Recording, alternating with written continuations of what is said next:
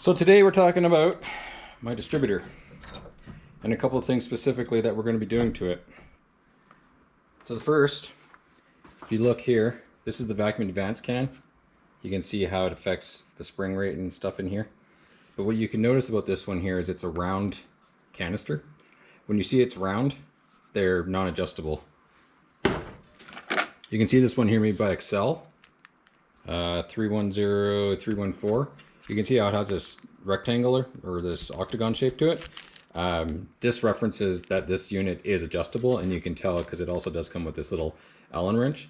So that'll be being installed into this. And then I also have this, and this is Moroso 26140. It's essentially a gear shim kit for HEI Distributors, GM and possibly others, but this one's strictly GM that I'm working on. And basically, the reason for doing all of this is that I want to have a bit more flexibility with what's going on in my car. And so what you'll notice is on these distributors, they will have a lot of play. And you can see here how much end play there is. And if you look, you can see that from the factory, if I can get it to split, there, you can see that there's already a factory shim that gets installed in this. But what the problem is that this gap is too much. And essentially what you want is you want this gap to only be about 20 to 30 thou.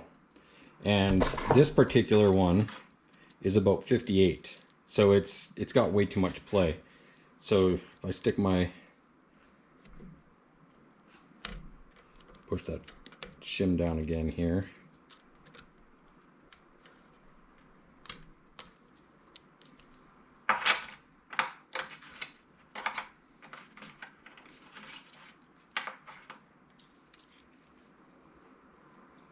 And then my feeler gauges, which I have about 58 thou. You can see how it fits in there. But now you can see that there's no more end play.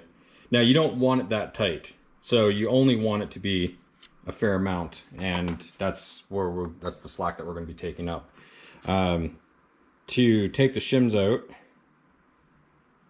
there's a pin right here that you got to drive it out.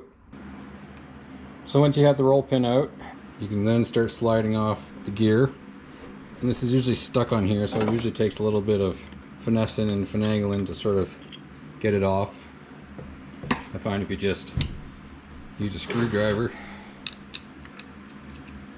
you want to watch, there's little tabs in there, right there, that you don't want to mess up. So just try and find a spot that's out of the way. And this one's going to be a little bit tough. So what I'm going to do, stick it back in my vise, and then ever so gently, I'm going to stick it in the end, and then I can tap on the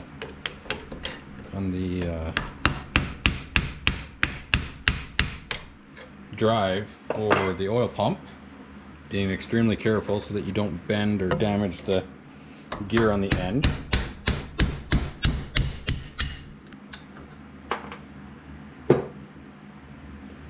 And there's that default shim that they come with.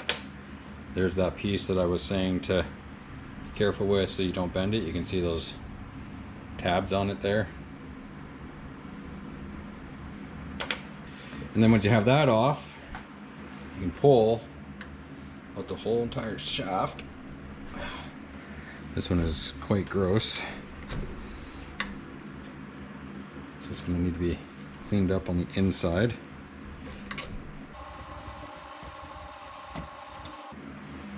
So you can see how much buildup is on there.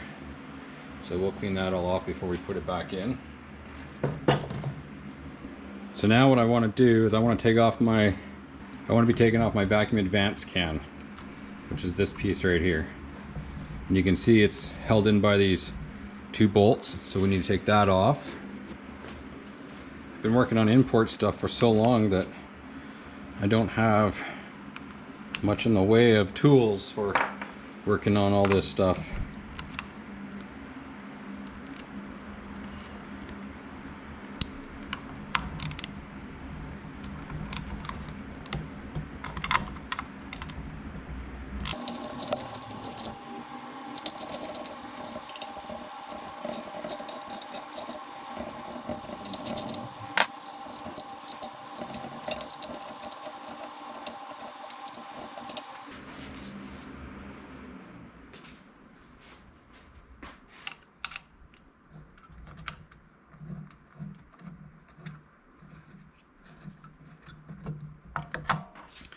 So once your nuts are off, there's a little tab here. I'm just gonna kind of work it out. There's a little arm behind you that sometimes you can just kind of press down on to get it to disengage. But it doesn't look like this one's gonna be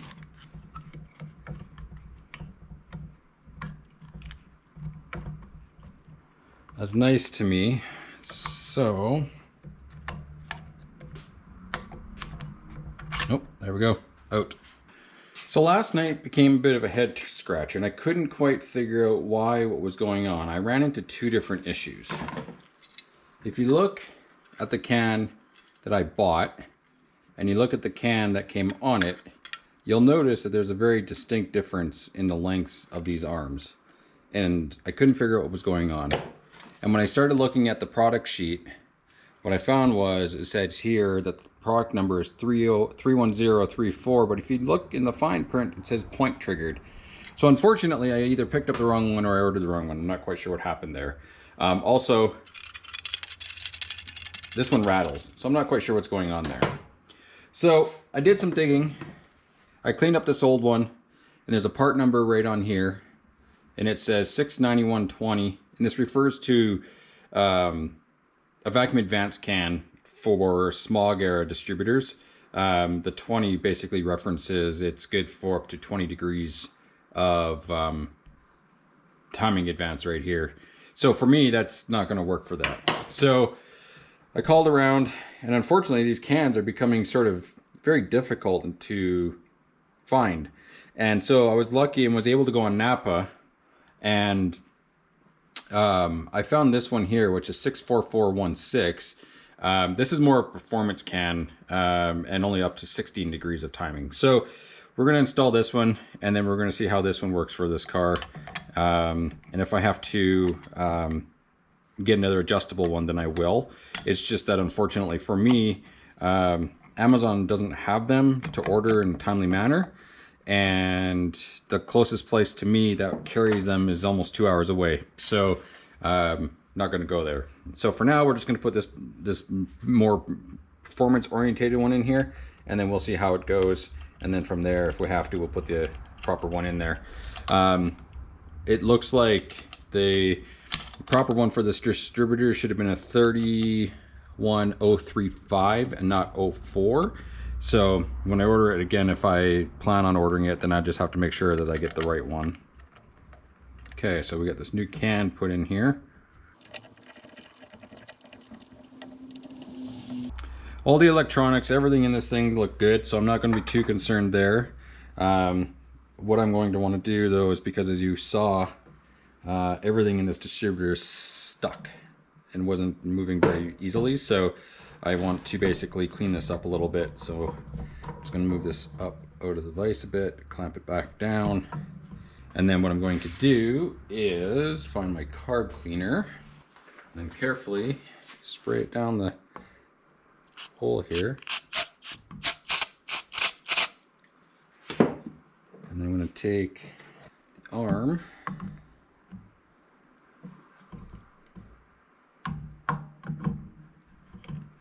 and we're just going to clean up the bore. We're going to clean up the arm on this as well, because if you remember, this guy was pretty gross too, and it's still very black, so I'm going to clean it up as well. So the arm is all nice and clean now, but it's still kind of dirty, so I'm going to get, and it's my fingers kind of catch some edges here, so I'm going to get some sandpaper And I'm going to clean this all up real nice, just using some good old 1000 grit.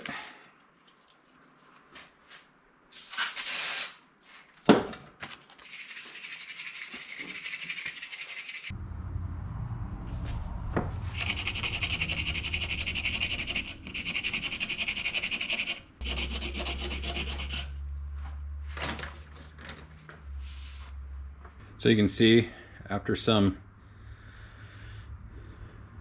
80 grit or some 1000 grit and some 60 grit, it's all nice and clean. It's all nice and smooth. Free spins around real nice and clean now. So now we're going to try putting it back in here. So you can see just how much better that is in there. Still a little sticky up near the top, but I think that's just because there's a lot of stuff up in the top of this thing, which is just causing it to get stuck.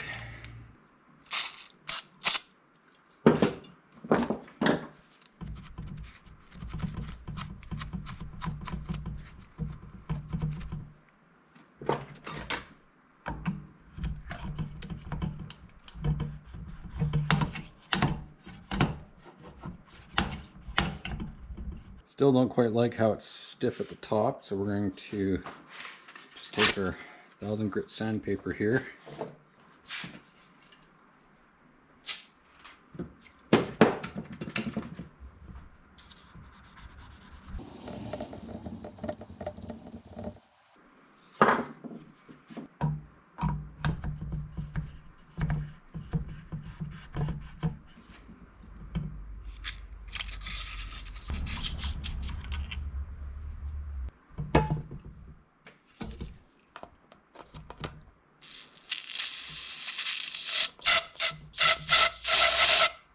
You guys can't really see, but when I'm looking down the center bore here, there's actually a lot of debris that's down inside there, so I'm not quite sure how I'm going to get it yet.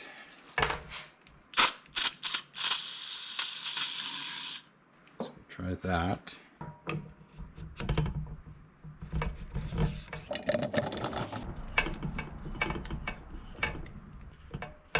Just, I don't like how tight and snug that is up at the top.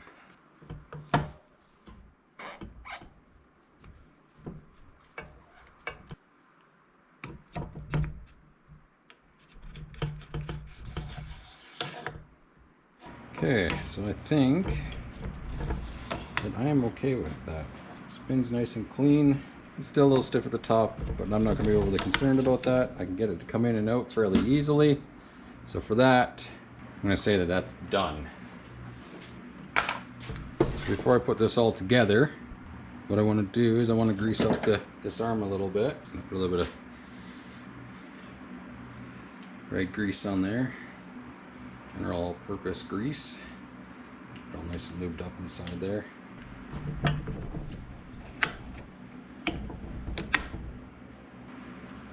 So now that I have that, what we want to do now is we're going to focus on getting the end play at a good spot. So down here I have this nail, which is exactly, it's a little bit bigger than the hole for this, but it'll work. Okay, so we're going to clean up the inside of that. So the gear, for some reason inside, is full of crap. So we're just going to clean that out quick.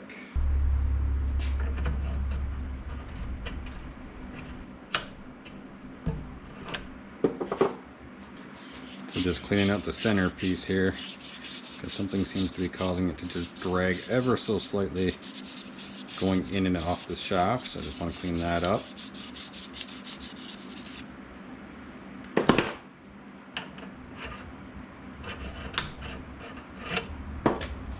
And I want to make sure that the end piece on this is nice and clean from any issues. There. Well, it's still got a little bit of a spot. I'm not sure if it's on the shaft or if it's on the gear itself.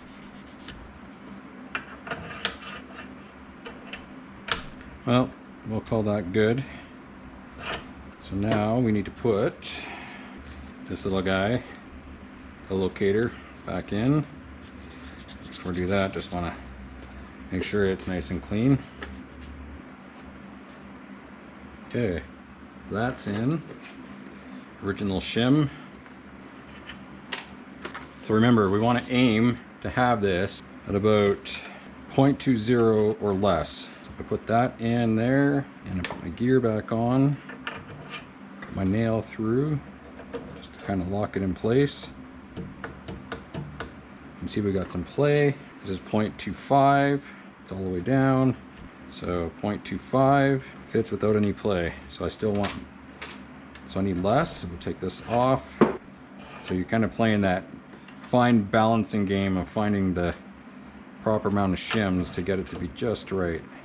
And if I want 0.20 or less, so what you can do, so I think I don't seem to have, that's 0.07, so that's tight there, and that puts me right in about 0.19 to 0.20.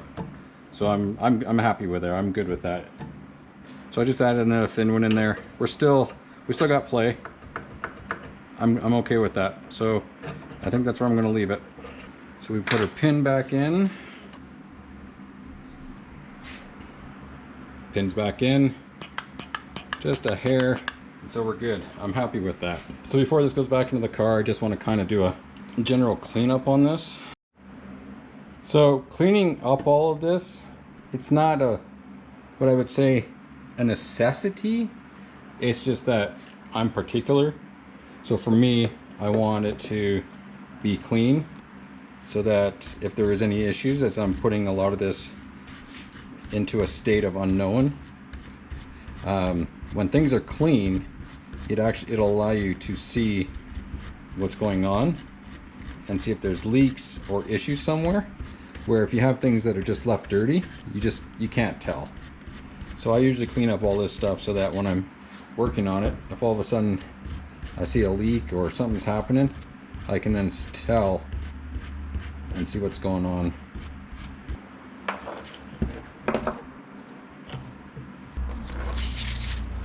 Clean up any of the mating surfaces where it can touch or anything, just to make sure that everything is nice and clean. Nothing that can catch or cause problems. Everything feels good. A whole lot of less shaft play. Alright, new vacuum advanced can. Better performance, will allow for better timing adjustments at that point when I'm going to be doing that. The springs right now, they're stock, so I'm not sure where they're at for anything at this point either, so I'll have to look into those. Top plate looks like it's a 369 with the two weights at 60, so 60 is written here and 369 is here. It spins nice and freely, like it should.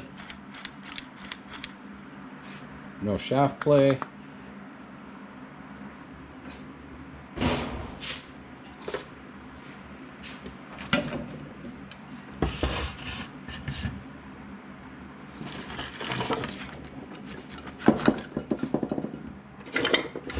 Coils underneath, so we're going to take it off.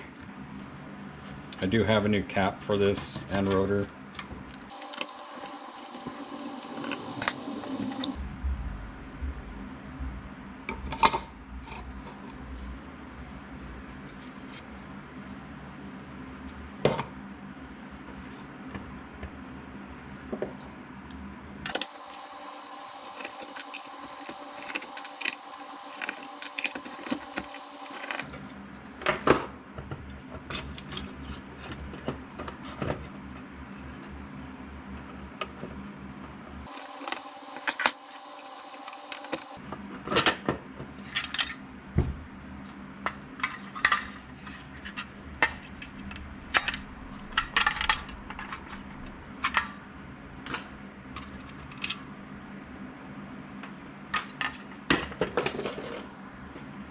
Here's your basic cap taken apart. You got your cap, you got your button, you got your, I'm not quite sure what that is, and your screws, and then your coil. New rotor that'll be going on, old versus new. You can see the difference there in this part here. Now I know that really doesn't mean much, and you can really just honestly, if you wanted to, bend this up again. But I'll also put a new one in there if I'm going to be this far into it. Metal strap.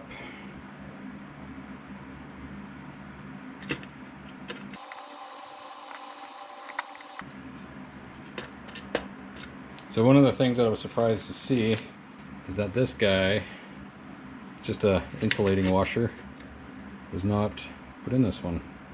Oh, it was. Just on the bottom of the coil. Yeah, there we go. You can see on the bottom here it's a little purple, so I'm not sure how good this coil is. I mean, you can do measurements if you want. If I find that there's issues, then I may just buy a new coil for this. For now, I'll just clean it up. It's better. It's not great.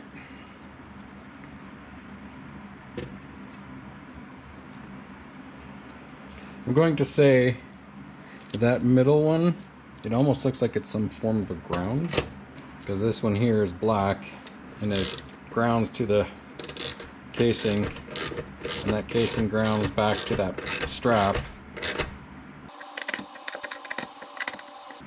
Well, silly me, I wasn't aware that the cap doesn't come with the cover. So the cap doesn't come with a cover. No big deal, I can use the old one. It's not going to be my last order through Rock Auto, so I'll pick up another one if I really care that much. For some reason, you can see that button is not sticking out. So I gotta figure out why that is happening.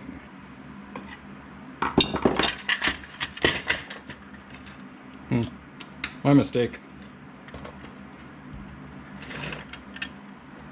Put on the button first, put on the insulator second, and then put on the coil. There we go. Been a while since I've worked on this stuff. Now you can see how far that's poking through, and you can see that it's sticking through considerably more if you look at this one. So it was time to be replaced. So it got replaced. Cap's on, we're good to go. That button is sticking down a whole lot more. I'm much happier with that. So that's good. All right, so the distributor is done. The distributor is done. The distributor cap is done. The vacuum advance is done. And the shim kit is done. So for the most part, the distributor is ready to rock. So just as so you can see, new advance can, a whole lot less play in here. But what I want to do before I put all of this away is I want to check some resistance on my wires to make sure they are good.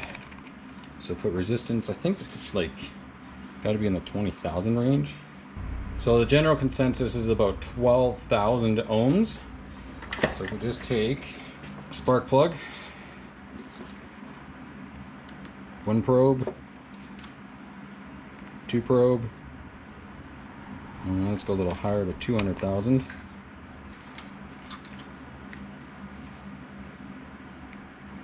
So you can see 14.6. And these are 8 millimeter high energy suppression cables. No brand on it that I can see, so I know that one's good. So yeah, so I'm not going to be too worried about the plug wires. I know that they're going to be good. So I know the distributor is done. That's ready to go. From here, I still got to do the oil pressure cylinder, which I'll take care of in another video. Once that's done, then I can do the timing, so finding top dead center, making sure that's intact, so that then I can install the distributor. Once I have the distributor installed, then I can install the carburetor, and once I have the carburetor installed, then we can go back to getting the car running.